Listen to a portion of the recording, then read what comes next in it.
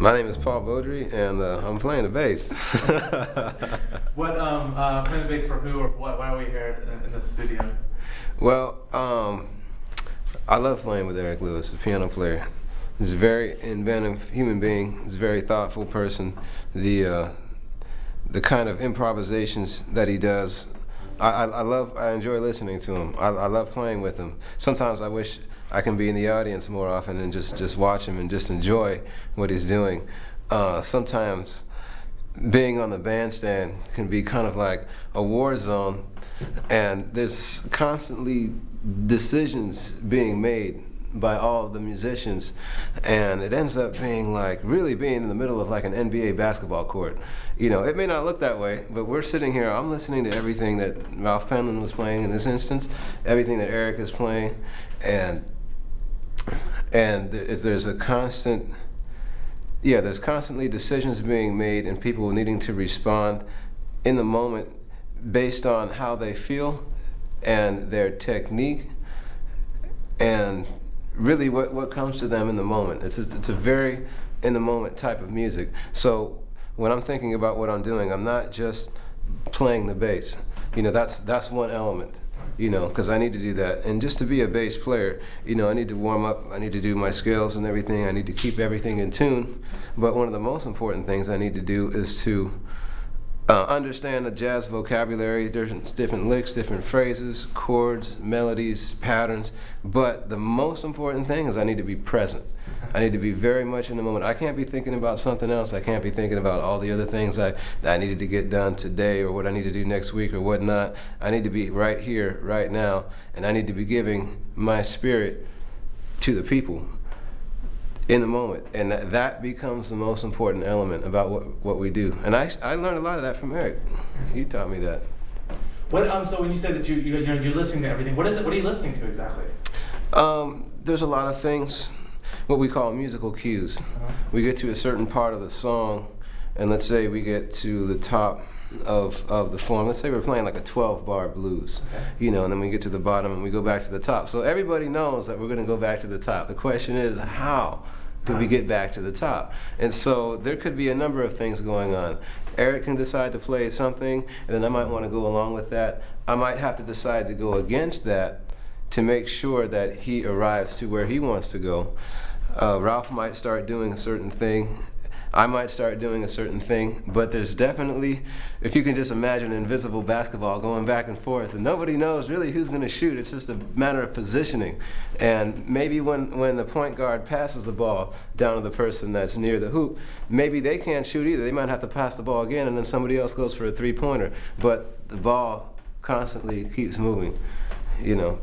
So and like for example, in this metaphor, when you say shooting, that means like sort of moving on to the next idea, moving on to the next phrase. Is that it? Yeah, you can look at it that way. Looking on to the next idea, moving on to the next phrase. Maybe deciding to not respond. So to give that musician the support that they need to do what they need to do. Sometimes musicians like to play against each other, right, and sometimes they like to play with each other. And it's a matter of being very, very fine-tuned to try to figure out which one that's going to be. But eventually it becomes very clear. It becomes like the difference between the color red and the color blue. Well, you only know that by experience. Or like red and green. You know, is it a red light or is it a green light? You know, but that might take experience to figure out what that is, and it might be different for every musician. And does it sometimes happen that, I don't know, you guys start trying to go against each other, whatever, and it just collapses on itself? Yeah. What do you guys do when that happens? Well, that's definitely what you call a train wreck. That's one of the most common things to happen whenever new groups of musicians play with each other that are not used to playing together. And even greats, you know, because everybody has their own thing. Maybe you're having a conversation with somebody. You haven't really learned how they speak, when they start their phrases and when they stop. If it's somebody that you never met, maybe sometimes you both start talking at the same time and then somebody backs off, and then finally you get a chance of what their rhythm is, and then you can have a conversation, and that's pretty much what's going on, that same sort of thing. Tell me something about like, when did you like first start playing the bass, and what was your career like? How did you get started? How did I get started? Well, I think my first major instrument was the drums. And I still, on some level, am very, very attracted to the drums. I still really see myself as a drummer. And I think eventually I wanted to start playing an instrument that had some tones to it. If you know what I mean. Yeah. Not anything bad about the drummers, but I really felt I felt more attracted to the melody, and I felt more attracted to the harmony, but I didn't necessarily want to leave the rhythm section. And I guess if there's any one thing that really attracted me to the bass, it was the sound that Paul Chambers got on Miles Davis' Kind of Blue record. That bass sound to this day knocks me out. And I think whenever I think about great bass, I think about his sound.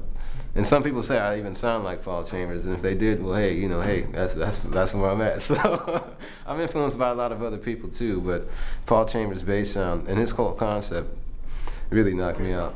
Okay. You're originally from where? I'm originally from San Francisco, and I have a lot of family in Los Angeles, so I spent a lot of time in LA as a kid. And then I eventually moved to the Central Coast, like around San Luis Obispo. I was there for a few years, moved to Boston, lived in Boston for about 5 years, then I moved to New York about 2 years ago. And how'd you meet Eric? I met Eric, he plays at a club called Cleopatra's Needle between 92nd and 93rd on Broadway. And that was one place where a lot of my friends had started playing over there, and they said, this is a place that you should go check out. And then I started going there, and then I liked it. I liked the vibe of that particular place. There's a lot of different clubs in New York. A lot of different clubs have their own vibe, have their own wavelength, and so certain people that like certain types of music will begin to come together based on whether they're hearing the same way and whether their personalities are similar enough to be compatible. And so the people that are at that particular place, and especially someone like Eric, that fits what I'm doing. I think people have made a lot of sacrifices to be in a crazy city like New York. And so what ends up happening is that when two people meet each other, everybody's going through a mess to try to be there. So that person, there's going to be a very high chance that that person's going to be very much like yourself or thinking along the same lines as yourself. And I've met a lot of kindred spirits in New York, much, much above and beyond any other place I've ever been. Because we know what we're going through to be there. Right. And it means that much to us to be there. Right. And so we'll do it. And so I know that when I'm dedicated to something, I can meet other people that are dedicated to the same type of thing, and then together we can really get to do something. So anyways, I was playing at Cleopatra's Needle with a number of different people, and he happened to see me a few times, and then one night he called me to play with him. And I never thought he was going to call me again. Why? And then I just didn't feel I was anywhere near the level of what he was doing, And then he called me again, and I never thought he was going to call me yet. And then he called me again, and then it got to a certain thing, and I said, okay, But I've learned I definitely can't get comfortable. He can call anybody he wants, So, but it's been a real opportunity for me to be able to play with someone who's a genius on that level. I learned a lot. Really? And what kind of things do you learn?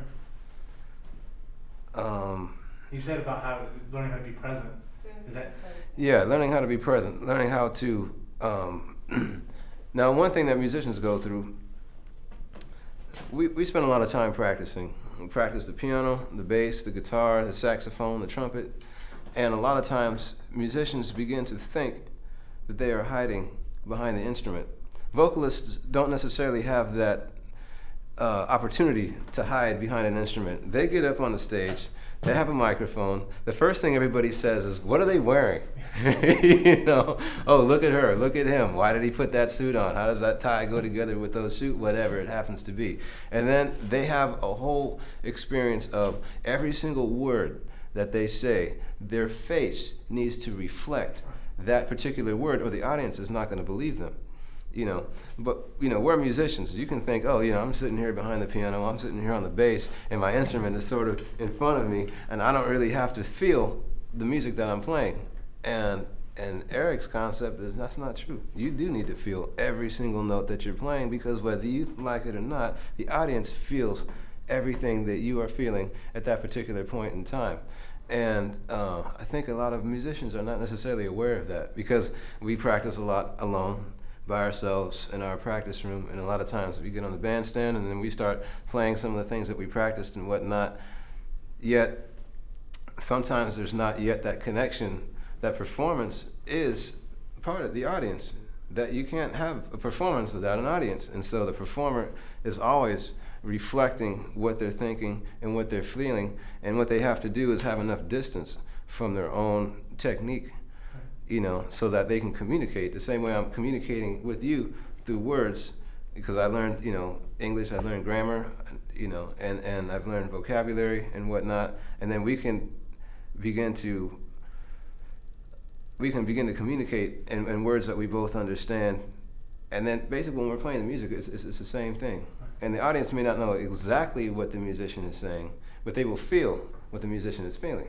Right, like if you're in a foreign language, you don't. I mean, you go to a foreign country, someone's mad at you. You don't know what they're saying, but you know they're mad. Right? Oh yeah, exactly. So I may not know exactly the grammar, but I feel the emotional content. Exactly. Couldn't have been any more right. Exactly. You know, and so I think musicians in general need to be a lot more in tune with the fact that you can't just hide behind your instrument. You're being exposed, whether you think so or not.